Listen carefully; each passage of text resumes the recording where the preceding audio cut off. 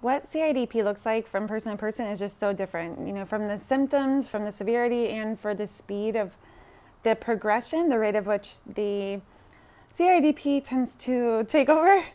I had a very severe case and I had a very aggressive case, so mine progressed more quickly than most people. So my symptoms started in January of 2017. February, 1 month later, I no longer could run and it was hard to open jars. And things kind of stayed like that for the next few months. But about 5 or 6 months after my first symptoms, in June, July of 2017, I started needing help drying myself off after the shower because the towel was too heavy for my hands. So I couldn't do it. So it took 5 or 6 months for me to become to where I was no longer completely independent for just your daily things.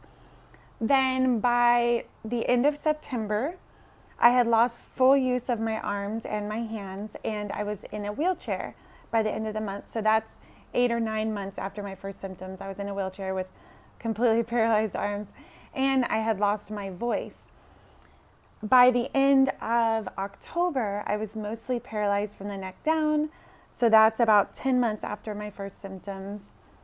And then I finally found a treatment plan that worked in December 2017, and I've only gotten better since then. But at my worst, at the end of December of 2017, 11, 12 months after my first symptoms, I was starting to have trouble breathing. My colon was a little lazy. I had lost my voice. I was starting to have trouble swallowing, and I couldn't move anything from the neck down. So it took about 11, 12 months to get to that point, and it took me about 6 or 7 months from the day I went to the doctor the first time to get diagnosed, and I got diagnosed about 9 months after my first symptoms.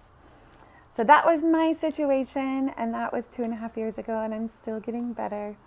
Good luck with whatever you got going on. Bye-bye.